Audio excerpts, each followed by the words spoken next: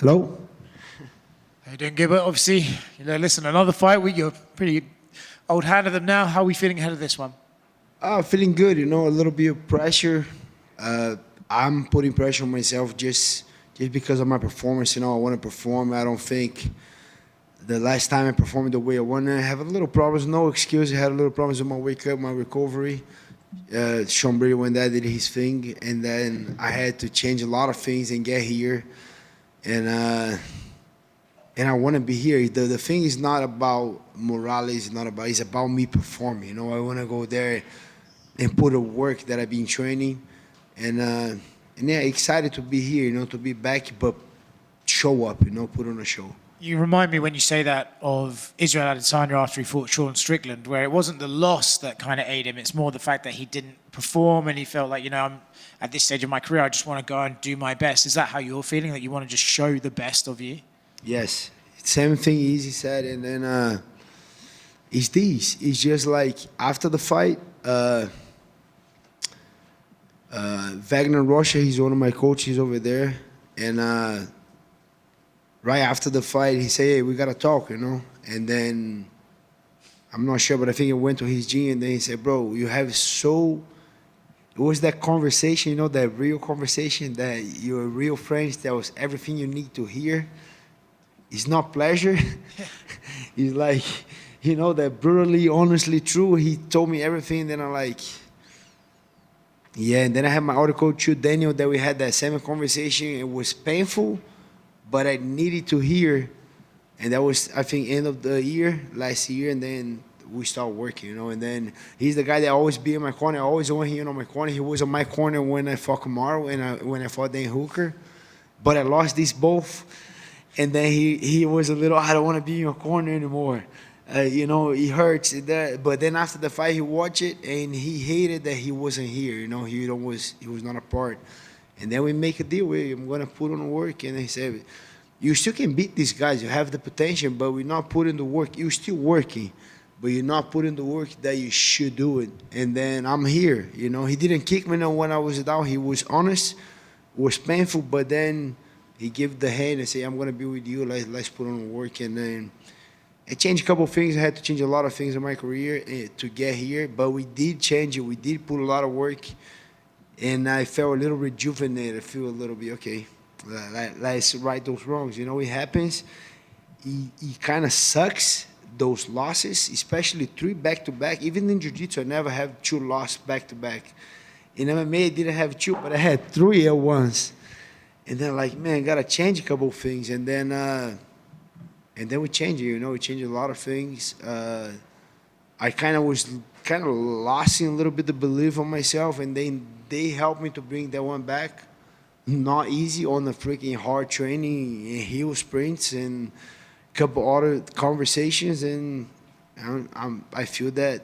But I still have that feeling that I want to perform. I don't want anything. I want to perform.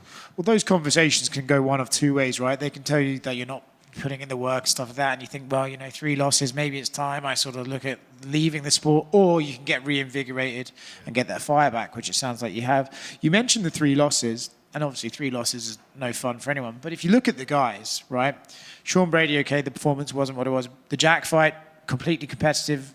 The Blau fight, it was a bit of a weird one. You sort of, didn't feel like yourself in there. Maybe had an injury or something. But those are the top of the division, so you can still compete with these guys. So do you look at your performances and think, okay, little adjustments, and I'm right back in there?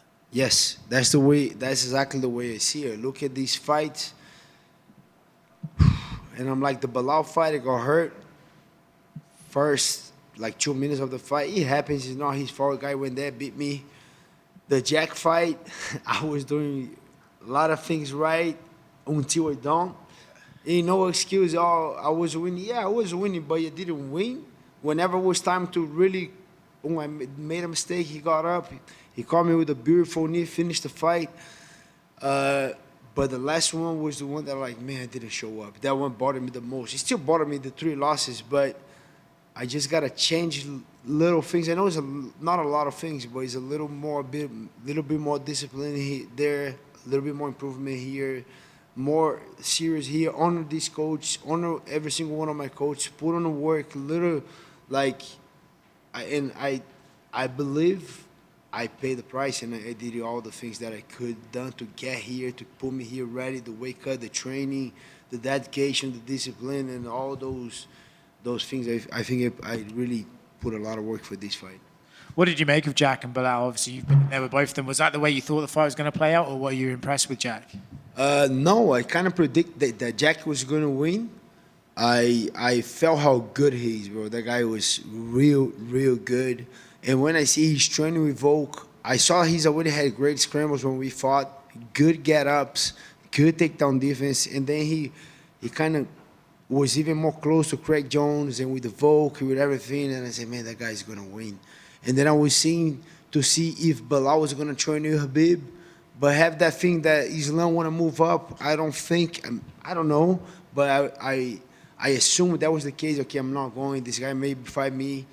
And when I saw that he didn't went there, and he was more in Chicago here, and then I was looking and say, yeah, he's going to be, he's not 2-3 years Dagestan this time. I think Jack's going to win, you know. And then before I picked Jack, I picked Bilal, but I started watching, looking more, paying attention to these things more, and I said, yeah, Jack's going to win. And I played exactly the way I did. Jack did the great thing, great movement, changing stance, in and out, long combinations, good takedown defense, safety. He fought a great fight. I was expecting a little bit more of forcing the wrestling from Bilal. I thought Bilal was going to force. Even like, he's not working, I don't care. That kind of mentality, okay, he's not working, but I'm going to keep trying. I thought he was going to do that a little bit more, but he didn't. And I think the fight kind of slipped away from his hands when he didn't force the wrestling, don't even like try too much. And I think Jack looked awesome. So that's the big debate, right? We kind of have to wait to hear from Bilal. But is it that Jack stopped the wrestling, like he couldn't get close enough to force it, as you said, or did he really fall in love with his Canelo hands, and did he really believe in his striking and sort of got away from what bring him to the dance? Yeah, we don't know. I think that's the question. That's the question that Bilal gonna answer. Did you want to really get the fans in love with you and just striking and, you know, because the fight was super entertaining. It sucks that Bilal lost, but the fight was entertaining. That was a great fight.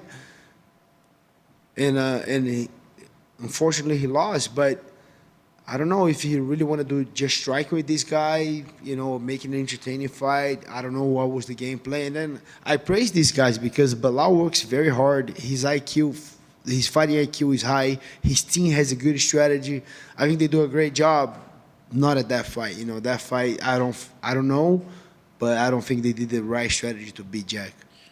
Gilbert, what are your thoughts on Michael Morales and the UFC giving, you know, an old veteran, a young killer? I don't know, like, kind of when you step back, like, do you think it's the UFC's like trying to test this guy, or are they trying to get him over on you? Like, what are your thoughts on everything? That's the UFC story, you know. Like, he's a upcoming. The guy's doing everything right.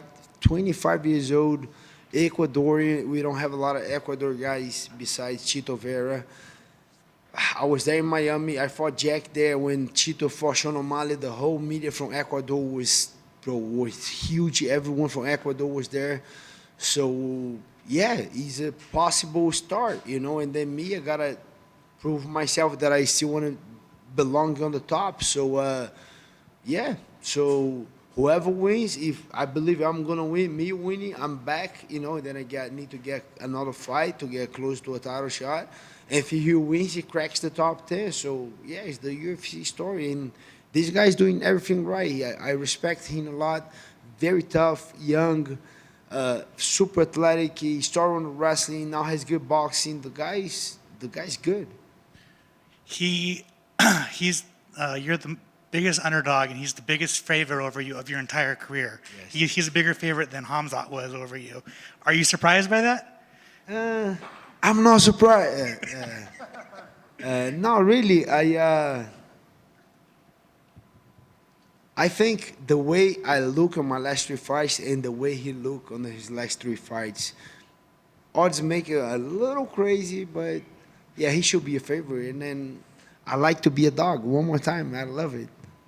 And then last year, this was before the Sean Brady fight, you said that you only had a couple fights left and you're not here for a long time.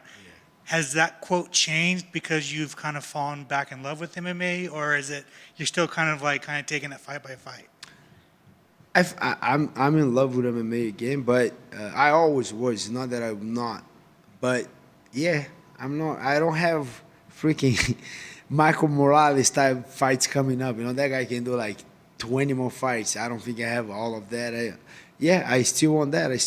I got a couple more fights, a couple more good fights. I still got a little more ride. My coach is gonna travel a little bit more to Vegas with me, to a couple other places. Yeah, and I'm enjoying, you know. So yeah, we'll see. One fight at a time, but we still got a couple more fights. Awesome. Good luck. Thank you. What did you think about the Islam vacating the belt and going up and immediately getting a shot at the welterweight bout? And what do you think about that? And how different is that fight going to play out than what we saw versus Bilal? That's going to be a great fight. Islam's working very hard. He's being saying vocal that he wants to go up to 170. I think he's big. I think he's a big boy. He killed himself to make 55. I think that's the right division for Islam. He just tweeted something after the fight that he will not vacate the title, and then he vacated the title. I don't know. I think he was a little okay. If you're going up, we gotta. I don't know, but probably that was in the negotiation. And I like him moving up. I proving himself. He's number 1 pound for pound right now. It's a good fight. Jack and Islam closer than people think, especially with Jack Della Maddalena doing a lot of training with Volk, with Craig Jones, those guys that kind of crack the Islam on that first Volk fight. I think they're going to have a lot of info, a lot of study, a lot of answers. It's closer than people think, this fight. I really like this fight. I don't have time right now. I didn't have time to dig deep a little too much in that fight, but I think it's way closer than people think. And JDM has a clear shot on beating Islam, you know. Yeah. Everybody good?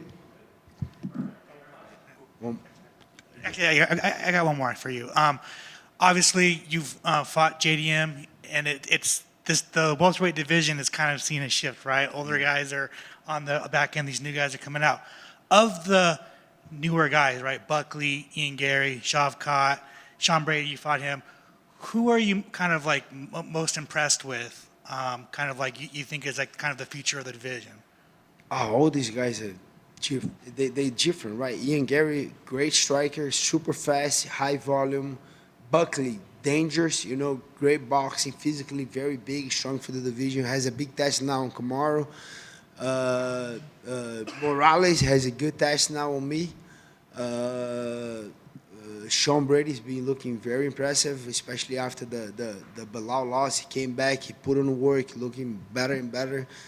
Shavkat is a freaking monster.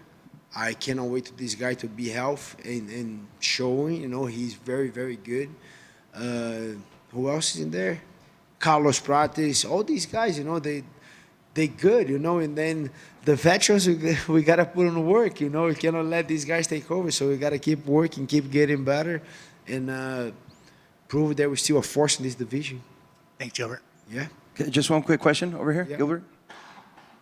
Bom dia, obrigado. So, considering the welterweight division is probably one of the most stacked and one of the most competitive, toughest divisions in the UFC right now, and considering what you've seen from Michael Morales specifically, because I know you studied his fights, you've watched them. Besides Brazilians and Mexicans, which are probably the two countries that have like the most Latin fighters in the UFC, where do you see Michael Morales' ceiling within the division and within his career? He said he might also move up in weight class sometime later on. Oh yeah, I think for sure he's a man, but on the sport he's still a kid, bro. Guy's freaking 25 years old, cracking the top 15 already for one of the most active division.